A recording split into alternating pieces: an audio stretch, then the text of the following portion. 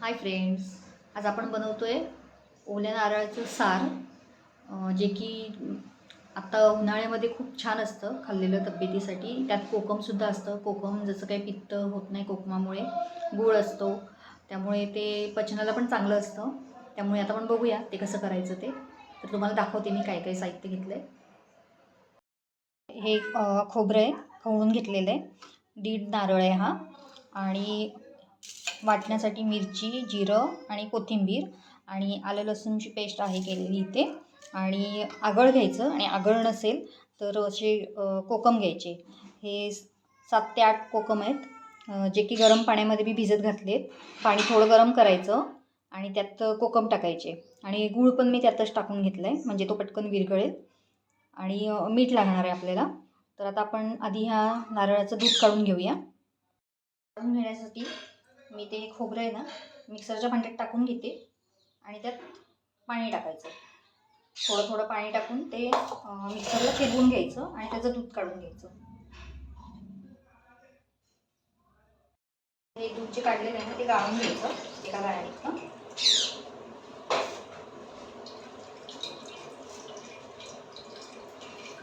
हे निथळून द्यायचं, तोपर्यंत दुसरं काढून घ्यायचं. आणि हे जे काढलेलं आहे ना, हे पुन्हा एकदा मिक्सरमधनं फिरवून घ्यायचं पाणी टाकून. आता मी दुसरी बॅच लावून घेते.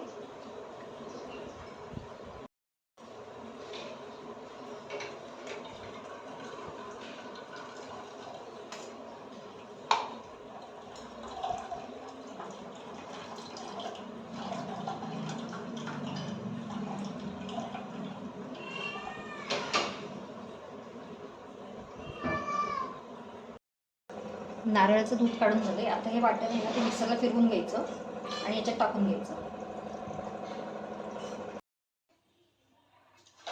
इथे दूध करून झालेलं आहे आणि त्यात कोकम आणि गूळ जे भिजत घातलं होतं ना, त्याचं पाणी पण मी गाळून ओतून घेतलेलं आहे आणि कोकम फक्त वरचे टाकलेले आहेत. आता ह्याच्यात मीठ टाकायचं आहे आणि ह्याला फोडणी करायची आहे.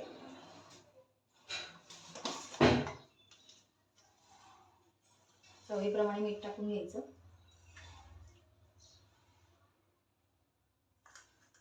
आणि आपण जशी कढीला मोहर काढतो ना, तसं ह्याला पण मोहर काढून घ्यायचा. आता मी एक साईडला फोडणी तयार करते त्याची.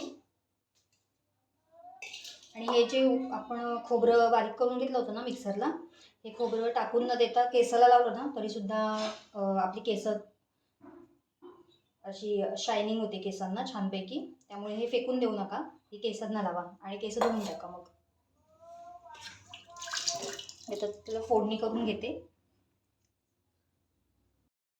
वाटण जे केलं होतं ना, ते पण ह्याच्यात टाकून घेतलंय. कोथिंबीरीने छान असं हिरवा रंग आलाय त्याला. आणि हे सार आहे बरं का, सोलकढी असते ती थोडी वेगळी असते, ती सुद्धा मी शेअर करीन तुमच्याबरोबर जेव्हा बनवेल तेव्हा. पण हे सार केलेलं आहे, ही सोलकढी नाही आहे. आता ह्याला फोडणी देऊन घेऊया तुपाची. भांडं गरम करून त्यात तूप टाकून घ्यायचं आणि कढीपत्ता, मोहरी, जशी आपण कढीला करतो ना तशीच फोडणी करायची याला सुद्धा.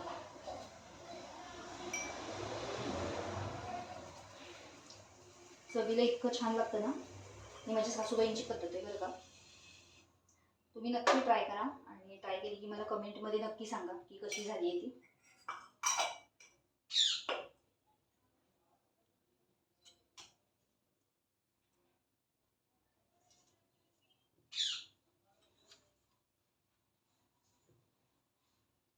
हे सार आणि भात इतकं सुंदर लागतं ना.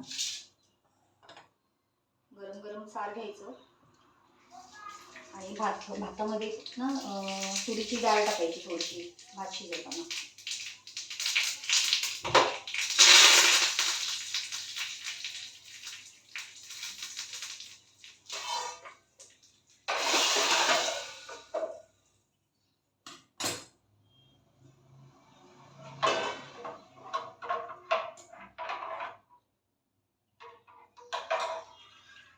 मस्तपैकी फोडणी देऊन झाली. आता त्याला छान असा मोहर आला की सार तयार आहे आपलं, गरम गरम खाण्यासाठी आणि पिण्यासाठी पण. जेव्हा सर्दी वगैरे होते ना, तेव्हा हे सार पिलं ना की खूप बरं वाटतं. सर्दी पण पटकन जाते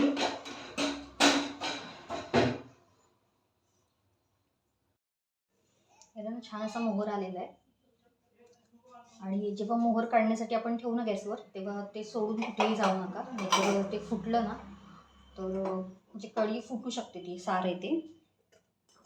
ज्याप्रमाणे कढी फुटते ना तसंच तेही फुटतं, कारण की दूध असतं ना शेवटी नारळाचं. त्यामुळे मोहर काढताना कुठेच जाऊ नका. छान असा मोहर आला आहे त्याला. आता मी मस्तपैकी सार आणि भात दाखवते तुम्हाला.